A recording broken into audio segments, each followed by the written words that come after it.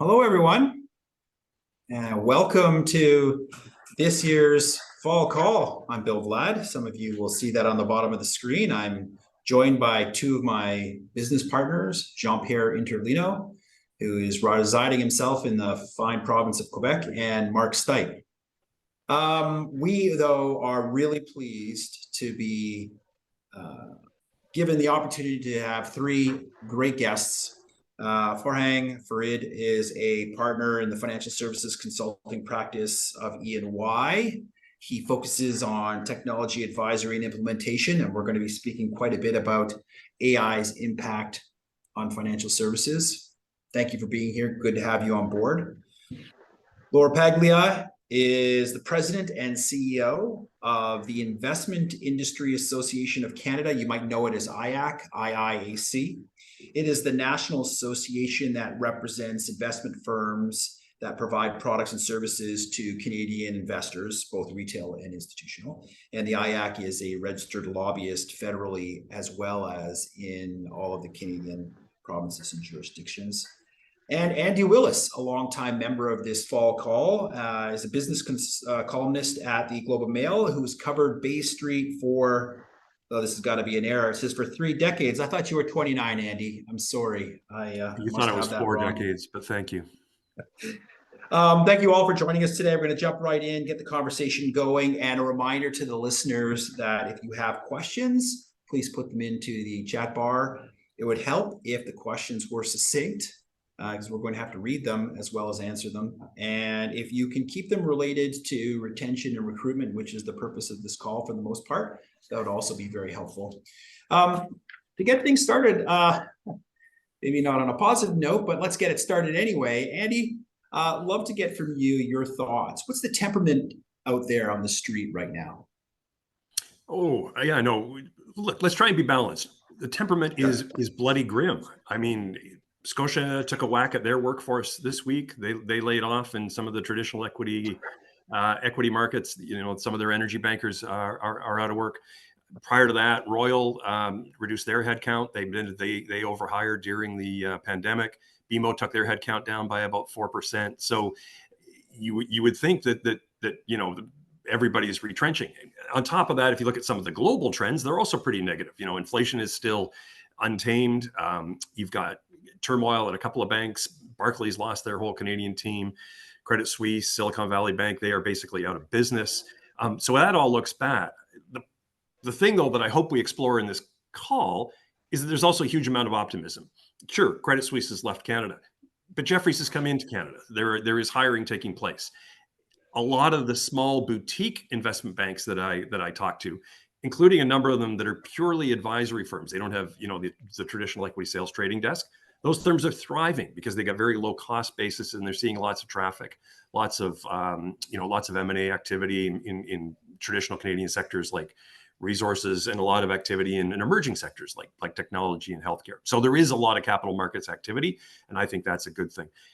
I guess the thing that I would always stress to people, and I talk to a lot of young people in the industry, is now more than ever you have to be flexible in the way you work, and you know, what worked in the past isn't necessarily going to work in the future. And that applies to cash equities, that applies to private equity, applies to almost every area that we touch. So that's what I'm looking forward to talking about over the next hour. So we'll unpack those little segments as we get through here in the hour. You know, we came out, let's take a step back in history. We came out of the pandemic. We were firing on all cylinders. I mean, every sector was hot. There was the economy was humming, and you know, we've hit the brakes here in the last little while. A lot of institutions, as you mentioned, experiencing some pretty meaningful post-pandemic adjustments. Laura, if I could maybe get you to jump in here, what were some of the more important changes, regulatory, legislative, others, that your constituents had to adjust to in the last year? And then how are these new, call them operating rules or changes, how are they changing the landscape of finance in Canada? So thanks, Bill. Andrew mentioned Credit Suisse leaving Canada and what that may mean. One of the challenges that Canada faces is we're a small market and we're a heavily regulated market. So there is a cost. Regulation is good, but there's a cost to it. And are we attractive from a business perspective? On the regulatory front, the big news, though it impacts in 2023 only a small segment of them as the market is, we're down one regulator. And what I mean by that is one of the mandates of the IAC is, can we get rid of can we dedupe? So you may have heard the word IROC, Investment Industry Regulatory Organization of Canada, and MFDA, Mutual Fund Dealers Association of Canada. They officially merged at the beginning of the year, and they're now called CIRO or CHIRO, which is called the Canadian Investment Regulatory Organization. What all that means and what all that impacts is mutual funds, ETFs, and some exempt markets, market products are the most widely distributed to the Canadian retail investor arm. We had two regulators there. We only have one regulator there now. So for firms that were conducting business in both spaces and were running both platforms, they have an opportunity to streamline, to consolidate, to save money, and to create new job opportunities for young people that are trying to get into the advisory business and can do so in a more streamlined fashion. You're seeming that's very positive. You're looking forward to the coming years. What are kind of the things that are on the horizon? If we just take a step back, though, Laura, did we miss anything in 2023? Did we miss the mark? Were there lost opportunities, failed execution? Like, where did we not chin up to the bar in Canada, in your opinion?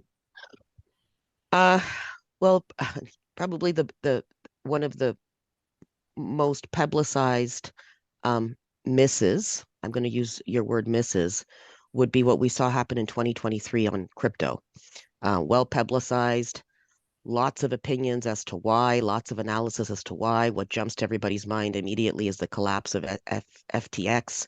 The concerns around it, crypto is, it's unregulated, it's dangerous, but also from a regulatory perspective, I mean, what is it? Is it a fruit? Is it a vegetable? Is it a security? Is it a currency?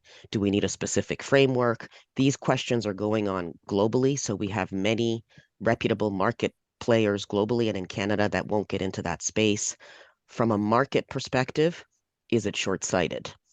Because let's go macro, digital assets and digital currencies are concepts that are here to stay and are part of a long-term continued discussion in areas of interest. Good. We're going to get more into the technology side here in just a minute. If I could just keep with you, though, Laura, into this next year, 2024, what are you looking for, Laura? What are the hurdles or the barriers that we need to overcome to keep us productive and keep us as a leading financial region of the world? So there are lots, but I'm just going to hit some highlights that impact the IIAC. Addresses both, I'm going to use the word capital markets, which is capital raising and trade desk issues, and wealth, the wider wealth, which is manufacturing and distribution. Some macro issues across the board, I would say, is the rising costs of market data. The costs are going up when they should be going down. There are also market structure reforms going on in the US. The SEC has been very vocal about. We're being asked for our views in Canada. Those are on the trade desk side. And just on the, I'm going to say, job creation side across the board, whether wealth or capital markets, what the IAC is trying to do is let's modernize and shake up how we let people into the industry, particularly young people, and how we keep them. And what we're talking about is whether you're a trader, whether you're a compliance professional, whether you're an executive, whether you're an advisor, we'd like to open the kimono in what's an acceptable work experience, what education is recognized. And if you want to write an exam and pass it and apply for the job, we want to open the door so that you can do that. And all the employers out there have the choice to take you in without additional administration. Yes, lowering some of the barriers to entry, hopefully, is what you're going to want to see in 2024. You talked about the cost of data and analytics and information. I'm going to bring in Farhang here for just a second. So in your world, you deal with the financial institutions and their technological investments and how do they become more efficient. Let me ask you, the average, I don't know how you actually define the average Canadian financial institution, where are they on their AI journey relative to other jurisdictions around the globe? Are we positioned well right now? Are we behind the eight ball? Are we leading the pack? Yeah, that's a great question. Listen, I would say in many areas, the Canadian financial institutions are on par with their global peers in deploying AI. In particular, what we refer to as internal functions, fraud, compliance, risk, and so on and so forth. Where we tend to lag behind others, and this is based on a survey that we recently did at EY, is really deploying AI in and new products and services, or creating those new products and services, and more, I would say, consumer or customer-facing solutions. And a lot of this has to do with, obviously, the conservative nature of our financial services industry. Some of it has to do with our regulatory environment. But in general, I would say the Canadian banks are thinking about new use cases of AI. They're certainly investing significantly in AI. But where they're pulling back a little bit is obviously with the new hype around generative AI and all the capabilities that comes with it, is running into deploying those type of use cases and applying them across the board. So again, when you think about some of the global leaders, like Goldman Sachs is now thinking about using some generative AI capabilities to create synthetic data to simulate different market conditions, or Citi is looking at personalized marketing campaigns. Canadian banks are not there yet. And I don't think they will get there in the next year or two, but it's something that they're definitely starting to focus on and build their strategies around. Bill, if I can just build on that for a moment. Bill, I had an opportunity to interview the new CEO at BMO Capital Markets. This is Alan Tannenbaum. And he was talking about acquiring the skills and the AI expertise that Farhang just highlighted. They're going to do that with bolt-on acquisitions, or they'll do licensing agreements. But to date, their experience in buying technology and then scaling it across their platform has been really, really positive. So I think you're going to see teams of talent be hired, and you're going to see small bolt-on acquisitions at a lot of the big Canadian banks as they try and add this expertise. And that to me is an encouraging sign for our sector. So would you say that's happening, Farhang? It's a buy versus a build? They're acquiring technologies as opposed to implementing out of the box greenfield? It's really a mix of two. I mean, the Canadian banks in particular are looking at broader partnerships. I would say that's something that, as an example, RBC has built a great ecosystem around it.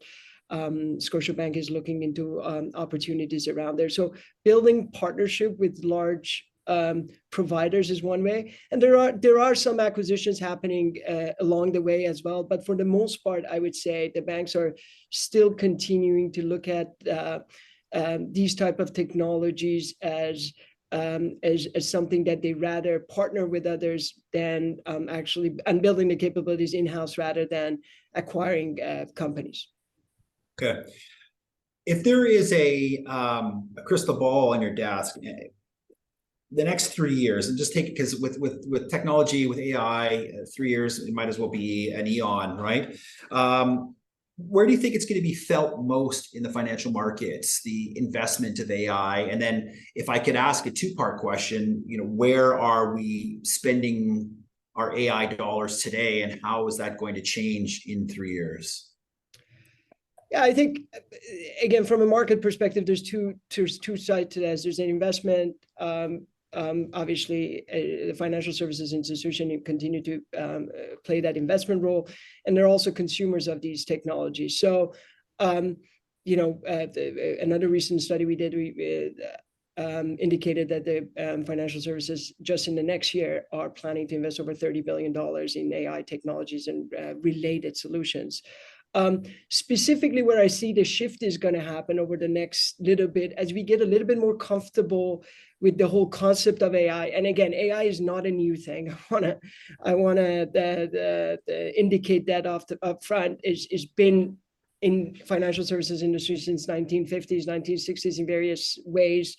But where we see the shift is going to happen is going to be likely focus on AI from traditional, compliance, fraud, internal functions to two areas. One, I'd say, is focus on productivity and efficiencies. That is a big thing that obviously, given the current macro environment in the market. And the second is really generating those new products and services. So insurance is kind of leading the way, new insurance products around this. Obviously, we're seeing this in capital markets significantly. So I see as the regulatory environment getting a little bit more comfortable with the concept of AI, that investment dollars shift from internal function to those two areas over the next couple of years. I don't see a major change in particular in the next 2 years in the current trends of investments in AI technologies beyond that. So, Laura, you had something you wanted to say there? Yeah, I just wanted to jump in on the comments on the regulatory on the regulatory sphere. It is very hard, if not impossible, for laws and regulations to keep up with AI or technologies. Mm. And we all know that. The regulators know it, government knows it, the market players know it, and we feel that across business models. So this is something that industry players will need to, just by necessity, they need to lead on and inform the proper regulation as opposed to the other way around. Yeah. I appreciate you bringing this in on how this impacts your constituents. Andy, if I could ask you, what is the sentiment out there from your perspective on how AI is being brought into the financial services space? Who's anxious? Who's excited? Why are they anxious? Why are they excited? It's funny, most of maybe it just reflects the people that I talk to across Bay Street, but almost everybody is an early adopter of technology and there's a lot of excitement about it. So for example, I was in at AGF recently and they've built an in-house team and they use some external software.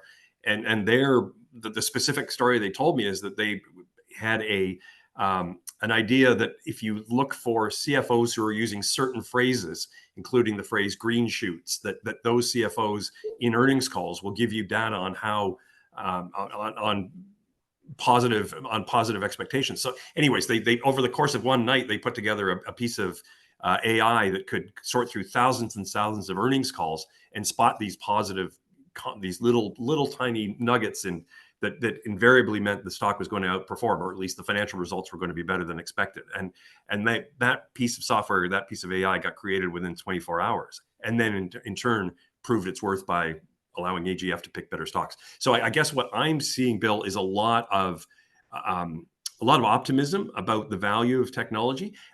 I don't see smart people worrying about their jobs. I don't see people being worried about being replaced by computers.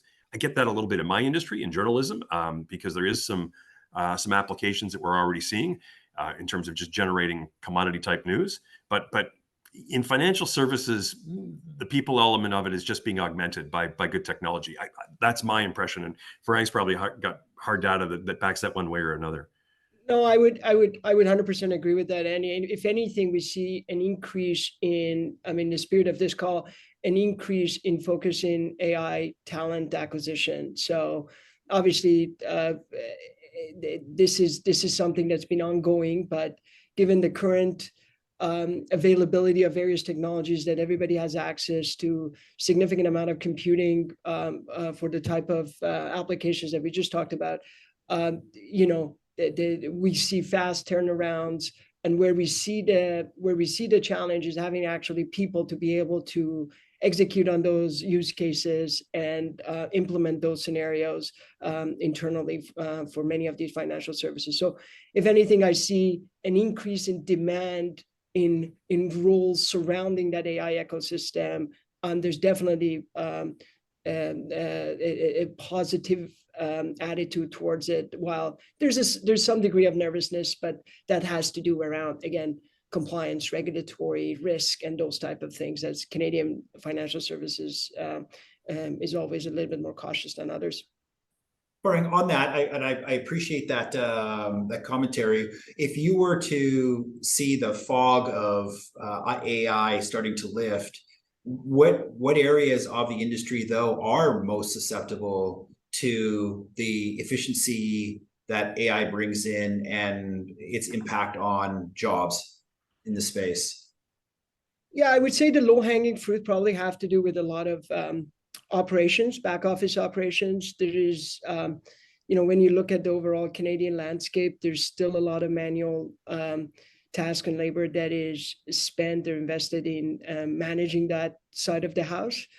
I would see automation being shifted to from your average screen swiveling or to perhaps hyper automation, where you now bring in artificial intelligence and machine learning to look at end-to-end journeys of customers or end-to-end operational tasks.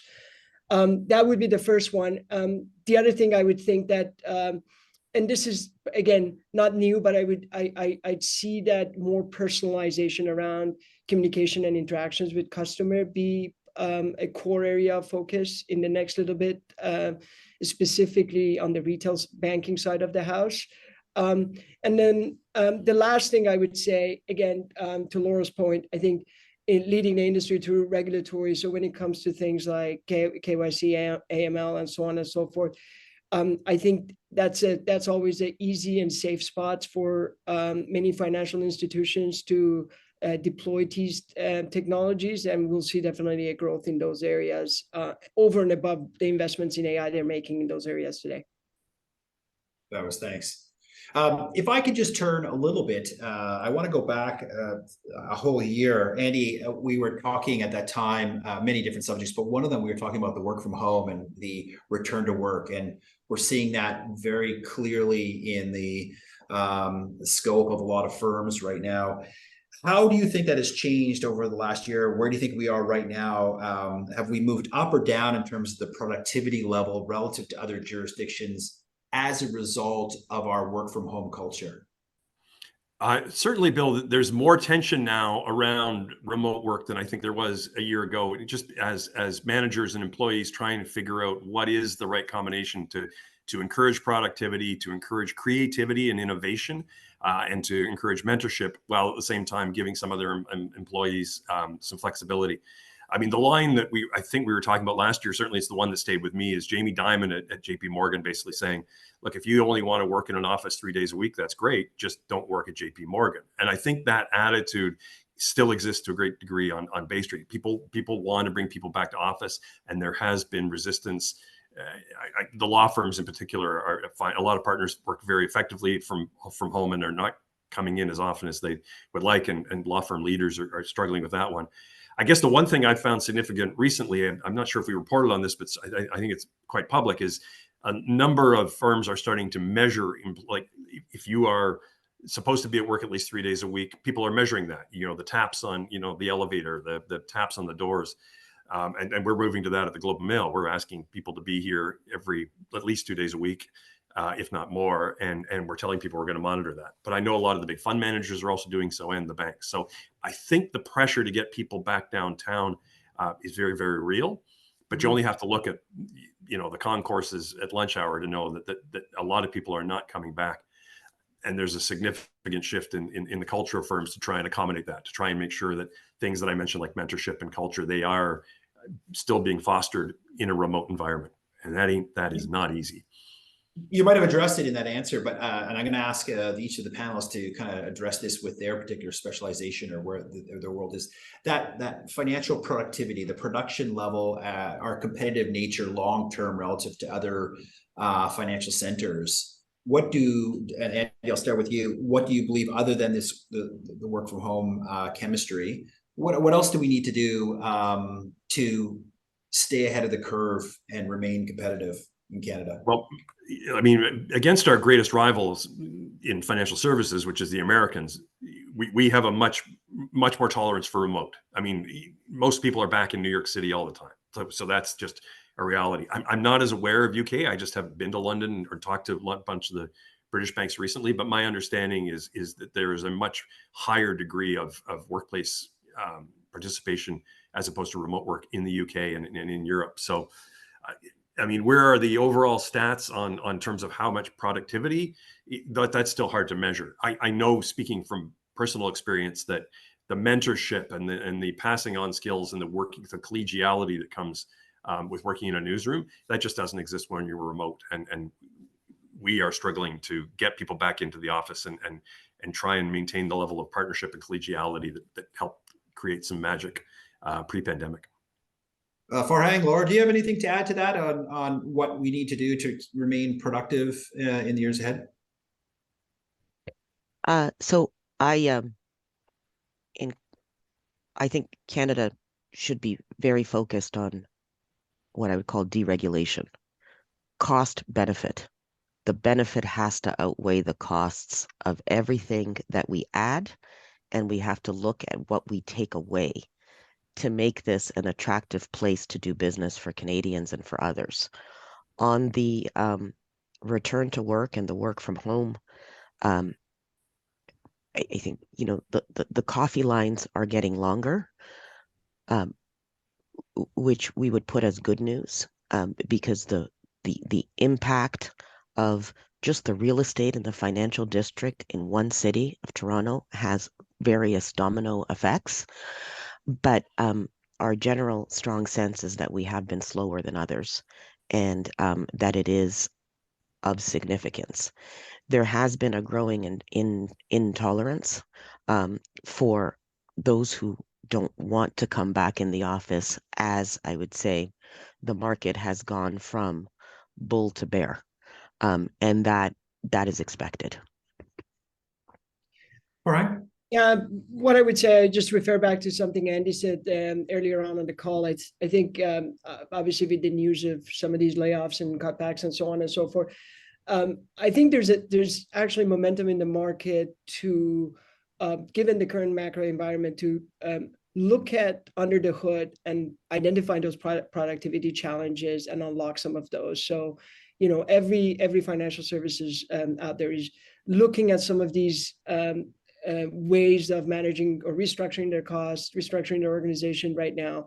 And I think from a productivity perspective, I think we're taking the right steps as a leading financial services economy in the world.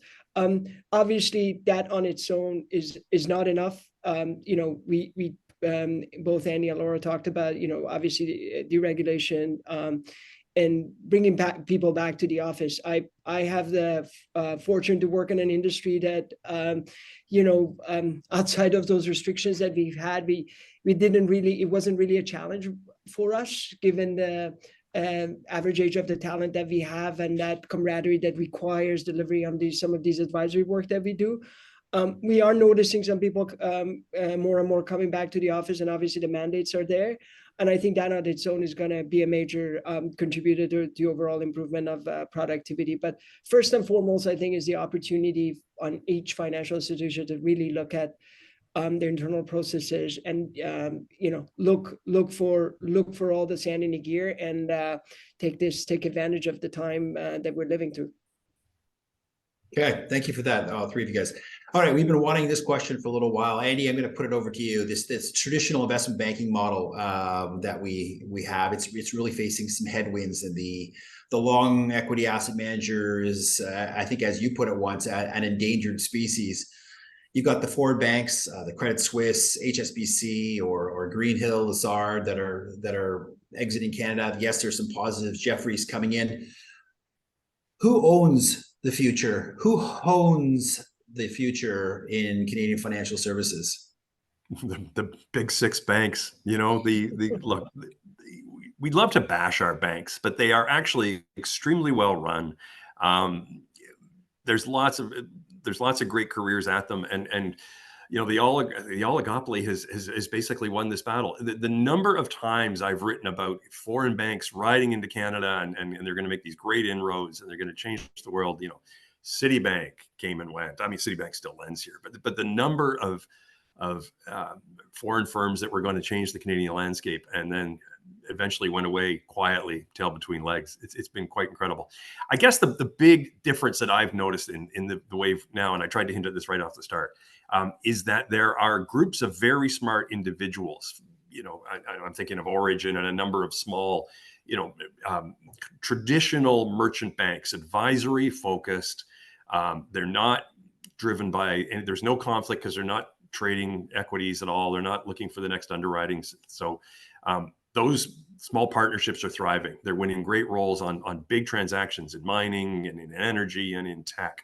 So a small group of smart people can put out their shingle and have a very lucrative career. And I think for a lot of individuals who are entrepreneurial, that's really exciting. But then otherwise, this Canadian market is dominated by a couple of institutions that lend and that offer full services and that have global capabilities. And that's the 6 big banks. Would either of the other 2 of our panelists disagree or have anything to add to that? I would. The only thing I would add is that I'm actually encouraged by some of the recent changes that we see across our big 6 banks. Scotiabank, in full transparency, they're my client, so shout out to them. The new leadership there, some of the steps they're taking to, the shift their strategy and improve the productivity amongst many other things. So all in all, I 100% agree with what Andy said, and I think the big 6 banks are going to continue to dominate, and it's and the steps that they're taking is definitely on the right direction. Sure. What I would add with respect to the comments that Andy made on the smaller boutique firms that are doing very, very well because they're smart, they're passionate, and they can carry through. The back office functions and the costs of those back office functions are also being outsourced. And sometimes those back office functions often are being conducted by very large institutional players, including the banks. So there is a carrying broker model in Canada where that allows for those smaller players to survive.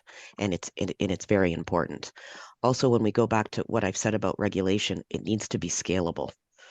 So we need to have regulation in Canada that everyone can abide by, and we need to understand the proportionality and the flexibility so that those boutique players can stay compliant when their budgets are different. I'm going to jump to my partners to talk about some kind of the annual wrap up of things. But Andy, further on to who's going to be who's going to own the future. What about on the wealth side or the retail side of the business?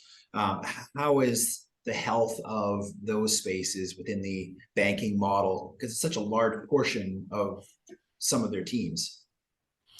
Yeah, so I guess one of the areas right now, Bill, that really fascinates me is what wealth managers are doing in the alternative space. And for example, we had a growing private debt market in Canada, which I found very, very interesting. It has suffered what I think we're going to eventually see as a temporary setback in that one firm, Bridging Finance, went down in flames. We're still sorting out the wreckage of that, but that's tainted the whole industry in Canada.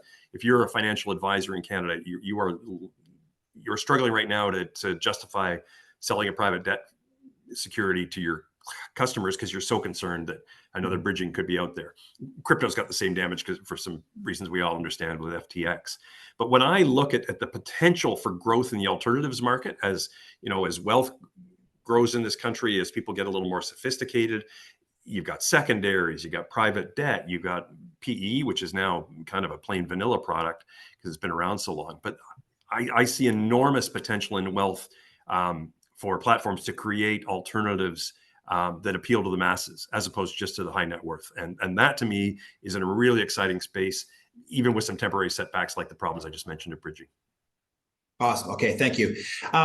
So to the panelists, I'm gonna quiz my partners here on a few things, and please jump in and challenge them on some of their views. But I'd like to start off, Mark, with you. I mean, we've got hundreds of listeners here, and they love to know about bonuses. Bonuses are just we can smell them around the corner.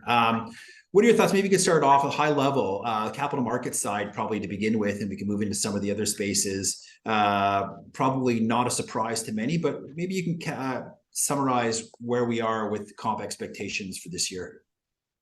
Sure, and even to piggyback on the points made on global firms, like, has there ever been a year in the last 20 or 25 where there's been this much change all inside of 12 months?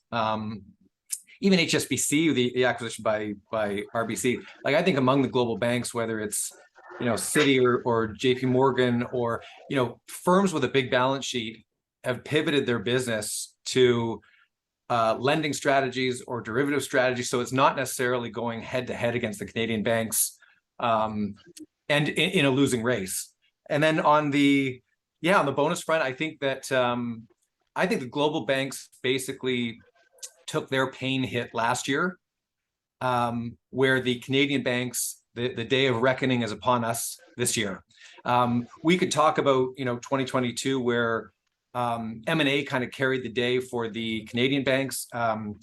DCM was a decent business, their lending business. So it all contributed to a bonus pool that was pretty buoyant and able to pay kind of employees, even those who were not part of revenue generating positive sectors. For this year, I think that there is really not a bright spot as far as we can see. Save for the odd group or the odd team who's done well, it's been a rough year all the way around. So I think the bonuses are going to get compressed or crushed, or it's not going to be pretty this year. And I think that there's I think among teams and individuals, the messaging has started early. I don't think it'll be any surprise, but I think it's still going to be a shock, especially for those who are in execution or junior level positions, because you don't necessarily. Sorry. Would you notice, we talked about global firms, and Andy was talking before about boutiques and some of the more agile, smaller firms. Yeah. Is there going to be a differentiation in bonus expectations depending on the size of the firm?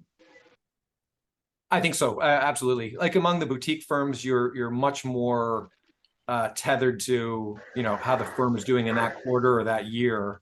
We were talking before the pandemic about Canadian boutique firms. Is the sales, trading, research, investment banking model flawed? And then we entered into a pandemic where those firms had terrific years in succession, especially those who were focused in special sits or mining, or had a capability when it came to technology. So they're just for the boutique firms, I think that they're going to be felt more. However, it's on the backs of understanding that if you have a great year, you're going to get paid outsized amounts, and if you have a rough year, you're not going to get paid. So I think among the Canadian banks, the bonuses are in some ways smoothed out about, but it's still going to be rough. JP, would you add any regional differences in Quebec? No, I would say, especially talking about the banks, we're very much in line, in tune with what's happening across the rest of Canada and mostly in Toronto. What I would say, or I would expect in a situation, in a market like today, is also variability from the best, and that's echoing essentially what Mark said, or part of what Mark said. Being paid according to production, maybe more in line, and a higher variability between the bests, and maybe a few of the best will get paid well, and not the worst, but the average. So there might be there, and that's kind of a same distinction between the boutiques and the banks. Mark said, smoothing average on the bank side, but the boutique that have performed will reap the benefit of that this year. So yeah, that's what I would add. Andy, you're getting kind of a bigger picture overview, especially as some of the numbers are coming out of the banks. Do you disagree with any of these viewpoints, or are there pain points that we're unaware of around the corner? No, Mark used the word crushed on the bonus pool. I completely agree. It's not going to be a great year. I mean, no IPOs. Loan losses are rising. Equity trading traffic was down. There just wasn't a whole lot of. There's not a whole lot to get excited about. So yeah, no, a few teams, as Mark said, I don't want to be complete downer. Like a few teams are going to get paid really well. There were some really significant deals that got done. Enbridge did a $4 billion equity offering. I think that paid the street. That one deal paid the street, I think $130 million. And TC Energy did a big deal too. But the number of individuals who make a lot of money off a couple of utility deals, it's dozens, not hundreds. So no, it's going to be a grim Christmas. Sorry, folks. Farhang, on the note though of compensation, in your particular world, as you're implementing all of these changes, are there financial incentives to those teams to execute effectively, and do they see the same sort of financial upside when there are productivity, when the objective of the implementation is met? I would say an average Canadian financial institution hasn't really made significant strides to connect the dots between KPIs around productivity and potential compensation or incentives. We do see in some pockets, again, I talked about automation as an example, because it's a very specific example for cost takeout and so on and so forth.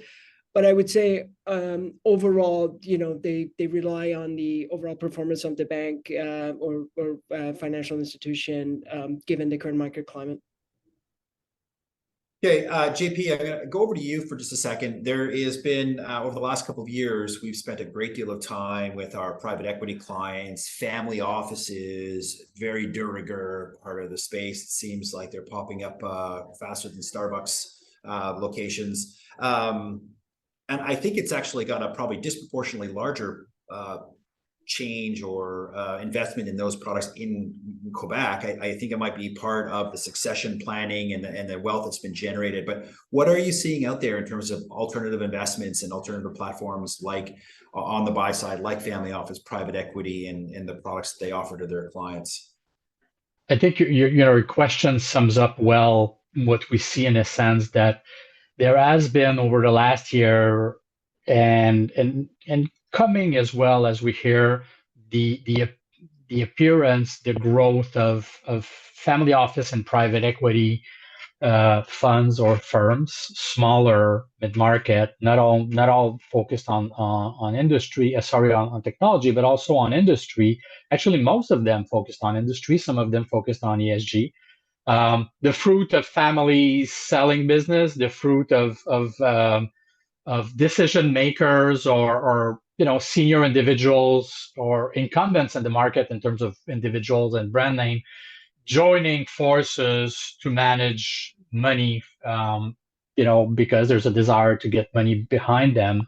So there has been a growth. There's been appearance of a few more family offices. Now, I think there's above 70 in Canada, and there's quite a few in Montreal.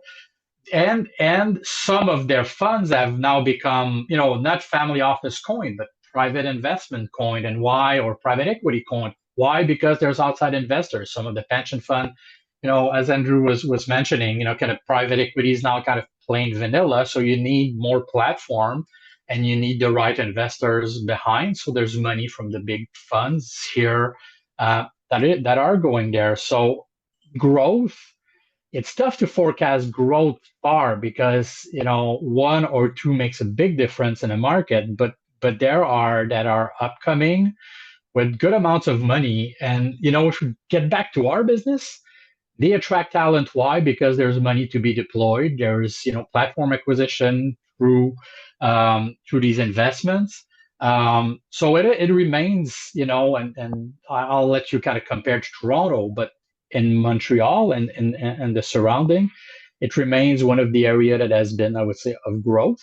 And that is not necessarily ultimately money kind of goes in one direction. If somebody makes money, they sell, but that's not directly linked, or it's the fruit of 2 good, 3 good or years in the past year where family offices or individual have had more money to deploy. So those are 2 key elements we see in Montreal. If you want me to kind of continue on a few trends, why I have I'll let you back with your chain of thought as you're the MC. So Well, I want to ask, because we want to get to some questions. I want to ask the panelists kind of a wrap-up question of what they hope is going to accomplish in 24. What are some of the barriers that we need to overcome? But I'm going to go to Mark first. Mark, are there other kind of trends, highlights from the last year that you want to summarize, bring, whether it's, you know, we cover a lot of spaces, whether it's the energy transition, sizzle the fizzle, or, you know, what do you, what tickles your fancy right now?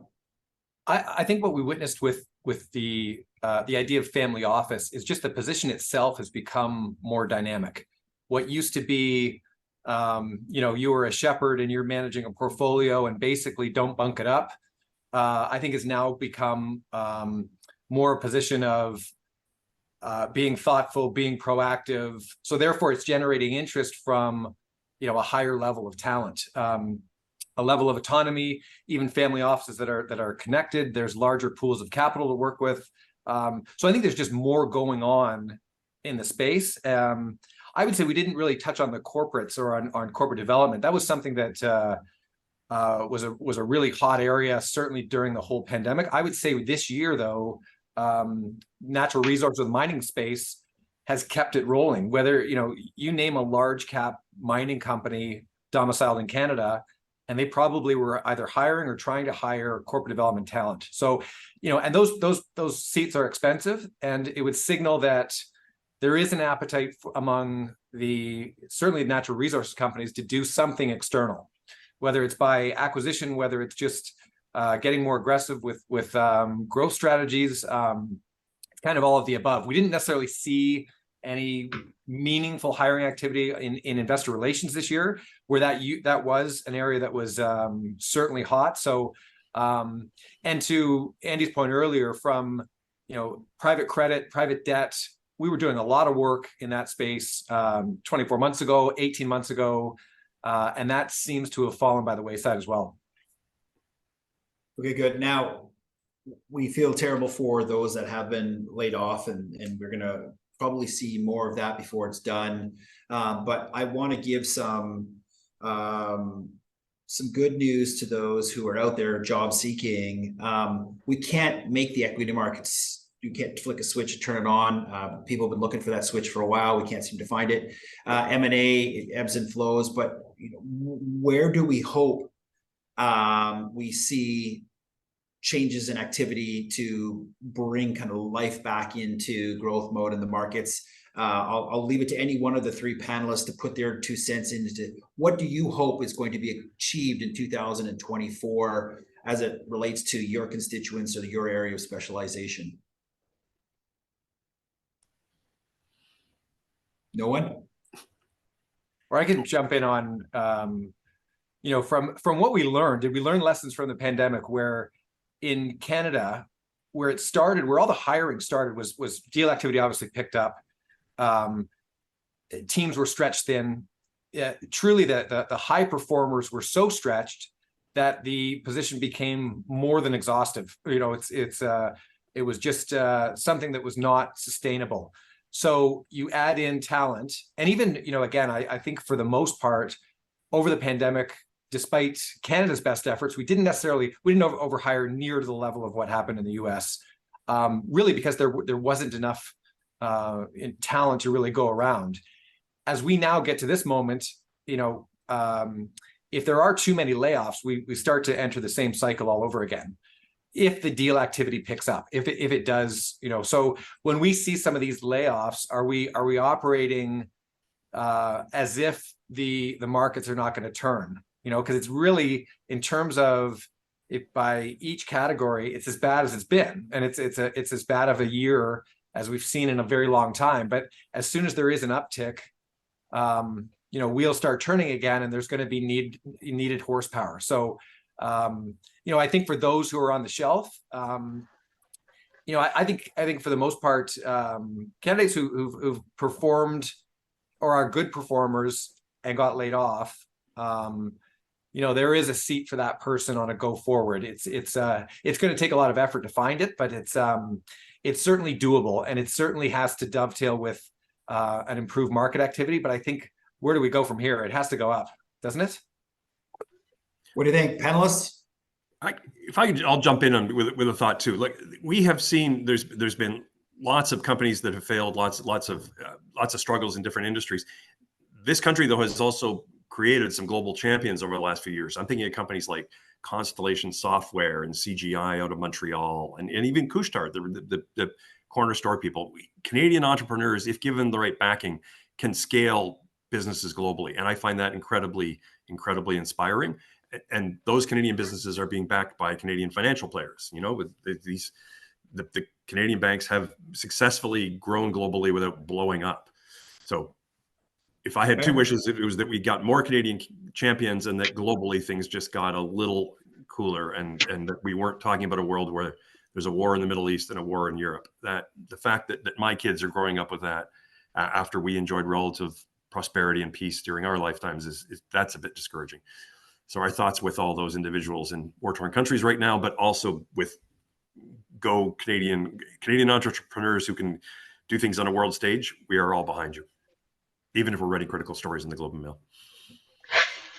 Thanks, Andy. That's what we do. Farhang, you had something you wanted to add? Yeah, no, the only thing I was going to say is that just in the spirit of putting a little bit of a positive angle to this, is that what makes me excited is, to be quite frank, access to talent. And we're in a fortunate position to have a bit of a more of a long-term view with our business.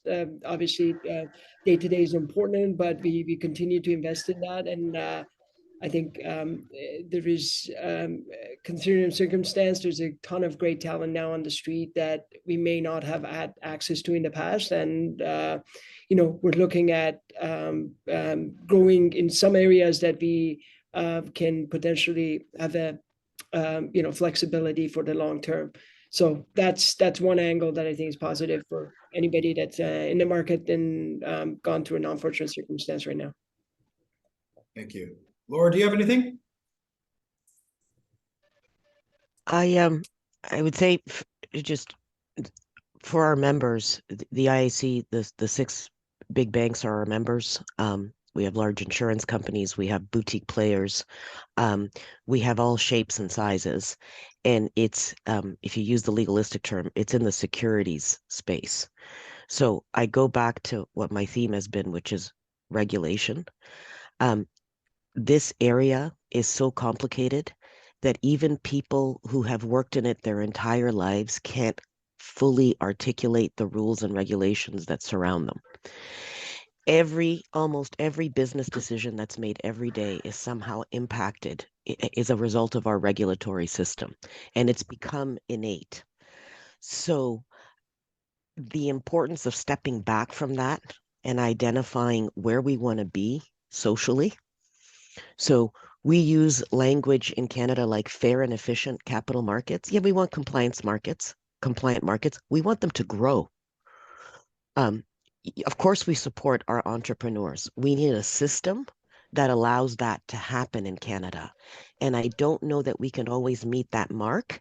And part of it is we have so much of it and it's so complicated that we need to step back. And bear markets bring a lucidity that gives us the opportunity to do it. Amen. Okay. Thank you for that. Okay, listen, this is the kind of wraps up the questions I have, but we got some really good questions that are going to be asked to the panelists here. A whole long list. So thank you to all the listeners out there or viewers for these. Cherry picking a few of them here. One of them is, what impact do you think AI is going to have on recruitment, retention, and compensation over the next few years? I can take a crack at it, Farhang. I'd love to know from all 3 of you whether or not you agree or disagree. But one is what we've witnessed over COVID, and it's continuing, is access. Technologies improve people's abilities to apply, to get in front of opportunities, to hear about opportunities. I think it's reducing the barriers to entry for a lot of people. It's also allowed a lot of the hiring managers to go to pools of candidates that they haven't been able to access before. And so AI will hopefully allow that to continue, which will make it more of an even playing field. The downside that I possibly see to more technology getting involved in recruitment is it becomes mastering an analog or an algorithm rather than in financial services. Our experience has been it's a very high touch business. It's about personality, relationships, depth of character, a bunch of other buzzwords, but not necessarily just about crossing T's and dotting I's or filling boxes in. And but what our witness has been that the AI is getting better at going beyond just that first layer of analysis and starting to actually penetrate patterns of behavior to make sure that you're hiring possibly the most well-rounded candidate in the mix. Farhang, I don't know if retention and recruitment ever is a directive or a rationale for investment in AI with your clients, but can you speak to any of that? Yeah, I would say definitely one of the, when you think about, again, the Canadian landscape, I would say probably one of the top 3 areas in terms of deploying AI is going to be hiring new talent. So I agree with everything you said. I think the other angle of it is that there's fundamentally a lot new opportunities related surrounding the AI ecosystem within the financial services industry that is going to create some momentum in the market in terms of recruitment. The other thing that I would say to add to what you mentioned is that, a number of, specifically in the Silicon Valley, a number of large players have been using some of these technologies in the past to filter out candidates and identify well-rounded, going as far as looking at personality analysis and so on and so forth. I think that's becoming a little bit more the public knowledge, for lack of a better word, and we will see that actually flow down to everything from boutique firms to mid-sized corporations globally. So having access to those tools are making it easier for hiring managers to identify top talent.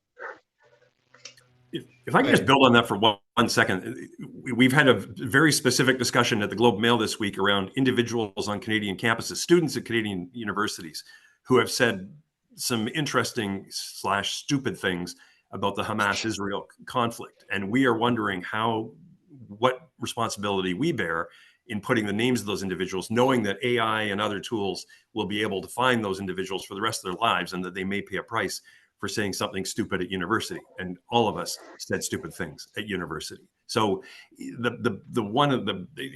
a very narrow part of recruitment and retention. But one of the things I think we're all going to struggle with in the future is the ability of technology to highlight mistakes that we've made or things that we've done in our private lives that can perhaps reflect on our professional lives.